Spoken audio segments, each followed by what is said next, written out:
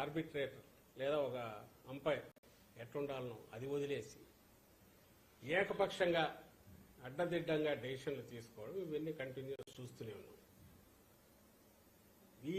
ఈ ప్రాసెస్ లో ఫైనల్కి వచ్చేసరికి ఆఖరకు పోస్టల్ బ్యాలెట్ల విషయంలో ఈ మధ్య వచ్చిన డైరెక్షన్ కూడా నిన్న మొన్న కూడా మెన్షన్ చేశాం. అది ఛాలెంజ్ చేశాను కోర్టులో. సుప్రీంకోర్టు కూడా వెళ్తున్నాం. నిన్న ఇక్కడ హైకోర్టులో వెసులుబాటు రాకపోవడంతో ఇవన్నీ దేని సూచిస్తున్నాయంటే అధికారం సెంటర్లో ఉన్న అధికారం అడ్డం పెట్టుకొని ఇప్పుడు ఎన్నికల కమిషన్ పరిధిలోకి ఇక్కడ అధికార యంత్రాంగము వస్తుంది. ఎన్నికలన్నీ దారాదోరలో జరుగుతాయి కాబట్టి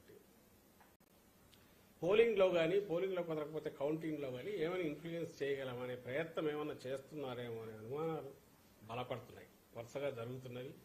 ఇప్పుడు ఎగ్జిట్ పోల్స్ పేరుతో వాళ్ళు ఇస్తున్న ఫిగర్స్ చూసినా ఏదైనా అక్కడ అవకాశం ఉంటే ఎట్లా ఒకటి మనం కొంచెం పుష్ చేయగలం అనే ప్రయత్నం ఏమన్నా చేస్తున్నారేమో అని అనిపిస్తుంది. ఈ సౌండ్ కానీ లేదా వీళ్ళందరూ కూటమిలాగా ఏకమే గ్రాండ్ అలయన్స్ లాగా రావడం కానీ ఏదో వీళ్ళు చేస్తున్న హడావుడితో మేమే రాబోతున్నామని ఆర్భాటంగా ప్రచారం చేసుకోవడం కానీ వీటన్నిటి ఫలితం ఏదన్నా ఉంటే ఇదిగో రచ్చ జరగడం, గొడవ హడావుడి జరగడం, ఇది రేపు కౌంటింగ్లో దీని ప్రభావం ఏమైనా చూపించాలి అధికారుల మీద కానీ ఇంకో రకమైన ఒత్తిడి తీసుకొచ్చి కానీ అనే ప్రయత్నం జరగచ్చు.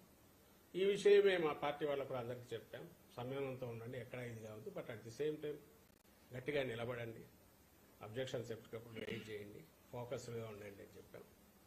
అండ్ దీంతో పాటు నిన్న వచ్చిన సర్వేలు కానీ వాటిలో చూస్తే మళ్ళీ మేము ఫీల్ అయ్యేదైతే ఈ సర్వేల్లో ఏదైతే రియల్గా ఫీల్డ్లో జరిగిన వాటికంటే కూడా ఇంకా మరింత మెరుగైన చాలా మెరుగైన రిజల్ట్స్ ఉండబోతున్నాయి.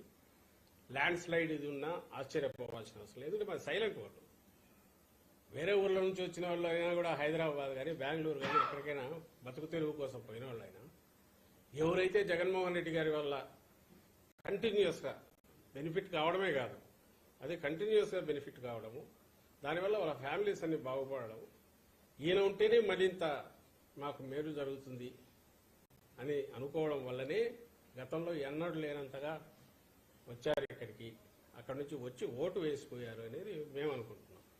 ఎందుకంటే బయటకు వెళ్ళిన వాళ్ళు ఎక్కువ బతుకు తెరువు కోసం పోయిన వాళ్ళు ఉంటారు. బలిసిన వాళ్ళు లేకుంటే విపరీతంగా ఆర్థికంగా ఇదిగా ఉండేవాళ్ళు అక్కడ ఉండేవాళ్ళు కొద్దిమందే ఉండొచ్చు. అలాగే మహిళలు, పేద మహిళలు, వాళ్ళంతా వాయిస్ రైజ్ చేసి గట్టిగా అనకపోవచ్చు. వాళ్ళ ఓటు హక్కు ద్వారా వాళ్ళ ఓటు హక్కు వినియోగించుకోవడం ద్వారా ఆ తీర్పు ఇప్పటికే చెప్పి ఉంటారు. అది ఈవీఎంలో ఉంది కాబట్టి సేమ్ ది రిఫ్లెక్ట్ అవుతుంది రేపు కౌంటింగ్లో అనేది గట్టిగా నమ్ముతున్నాం. ఇంతగా ఎందుకు చెప్తున్నామంటే ఈ ఎగ్జిట్ పోల్స్ పేరుతో కన్ఫ్యూజన్ క్రియేట్ చేయడానికి చేసే ప్రయత్నం కానీ ద్వారా రేపు కౌంటింగ్లో ఇంకొంచెం ఏదన్నా వాళ్ళకు పై చేసుకోవాలనే ప్రయత్నం చేసే కుట్రలు ఏమైనా పొందుతున్నారేమైనా అనుమానం ఉందని చెప్తున్నాము. ఇది మా పార్టీ కార్యకర్తలకు చెప్తున్నాం, అభిమానులకు చెప్తున్నాం. ఎందుకంటే కన్ఫ్యూజింగ్ అంతా ఉంది. దీంట్లో అలాగే అనొచ్చు, మీకు వచ్చినవన్నీ కూడా కరెక్ట్ అని ఎందుకు అనుకుంటున్నారని. మేము ఆ రీజనింగ్ కూడా చెప్పట్లా. మేము జరిగింది ఇన్నాళ్ళు జరిగింది. జగన్మోహన్ రెడ్డి గారు ఏ పాయింట్స్ మీద అయితే స్ట్రెస్ పెడుతూ పోయారో పాజిటివ్ సైడ్, ఒక్కటంటే ఒక్కటి కూడా చంద్రబాబు నాయుడు గారు అటువైపు నుంచి చేయలేకపోయారు.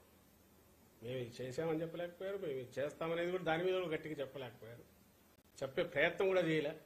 ఆయన ఇచ్చిన అసాధ్యమైనవి, ఆయనకే నమ్మకం లేని హామీలు ఏవైతే ఉన్నా వాటి మీద గురించి ఎక్కడ మాట్లాడలేదు. ఎంతసేపు ఉన్నా జగన్మోహన్ రెడ్డి గారిని తిట్టడం మీదనే ఆయన పోయాడు. మరి ఈ నేపథ్యంలో ఇంత ఇది జరిగినాక ఇంత ఓపెన్ కళ్ళకు కట్టినట్టు కనపడుతుంటే ఇక్కడ పిక్చర్ తీర్పు ఇంకో రకంగా ఎట్లుంటుందని మేము భావిస్తున్నాం. అంటే పోస్టల్ బ్యాలెట్ వ్యవహారంలో మీ పార్టీ చేస్తున్న అలవాటు చూస్తుంటే కౌంటింగ్ కు ముందే ఓటమి కారణాలు వెతుకున్నారనేది క్లియర్ చేస్తున్నారు. అందుకే 48 గంటలు తెలుస్తుంది కదా. ఇప్పుడు ఈ రోజు మేము చేసే ప్రయత్నం అంతా కూడా ఎవరైనా ఎక్కడైనా కన్ఫ్యూజన్ ఉంటే మేము రిప్రజెంట్ చేసేది వీకర్ సెక్షన్స్ ని రిప్రజెంట్ చేస్తున్నాం, వాయిస్ లేని వాళ్ళని రిప్రజెంట్ చేస్తున్నాం. ఎవరి కోసం అయితే జగన్మోహన్ రెడ్డి గారు పూర్తి గట్టిగా నిలబడారు వాళ్ళని రిప్రజెంట్ చేస్తున్నాం. అందువల్ల వాళ్ళు కన్ఫ్యూజ్ కావడదని ఒక మెసేజ్ ఇస్తున్నారు. లేకపోతే ఇది కూడా మాట్లాడేవాళ్ళం కాదు. ఎందుకంటే ఎల్లుండి ఎలాగో తెలుస్తుంది. దాని చూసి సంబరాలు చేసుకోవాల్సిన అవసరం లేదు. ఏది ఎగ్జిట్ పోల్స్ చూసి లేదా ఇంకో రకంగా కావాల్సిన అవసరం లేదు.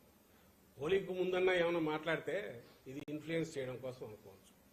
ఈ రోజు మేము చెప్తున్నది ఎవరైనా కన్ఫ్యూజన్ ఉంటే ఏం అక్కర్లేదు, బ్రహ్మాండంగా ఉన్నామని చెప్పడం కోసం. రెండవది, మేము ఓటమి కారణాలు వెతుక్కోవాలంటే కంఫర్టబుల్ గా వస్తాం. నేను ఎందుకు చెప్తాను, ఏదో ఇంకోటి ఏదో చెప్తాను. కానీ మీరు వాళ్ళు చేసే కుట్రలకు ఉదాహరణ తార్కాణాలు అయితే కనపడుతున్నాయి కాబట్టి. లేకపోతే మళ్ళీ పోస్టల్ బ్యాలెట్ అనే దాంట్లో ప్రొసీజర్ లాస్ట్ జూలైలోనే వాళ్ళు ఒకటి ఇచ్చారు ఒక ప్రాసెస్.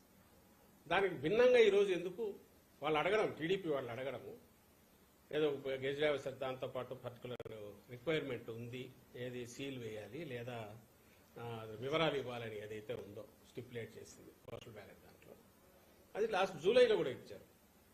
ఈ రోజు వీళ్ళు టీడీపీ వాళ్ళు ఒక రిప్రజెంటేషన్ ఇవ్వడము, ఏది అక్కర్లేదు నేరుగా బ్యాలెట్ తీసుకొని చూడండి, అది వ్యాలిడ్ అయితే చాలా అని అడగడము, దాన్ని ఎలక్షన్ కమిషన్ కన్సిడరేషన్లోకి తీసుకొని అంతకంటే ఇంకా అన్యాయంగా 4 లైన్లతో ఒకటి ఇచ్చేసేయడం ఓన్లీ ఈ స్టేట్కి సంబంధించి. మరి దేన్ని సూచిస్తుంది? అలాగే పోలీసుల మీద వీళ్ళు పెడుతున్న ప్రెజర్, మాచర్లలో మన శాసనసభ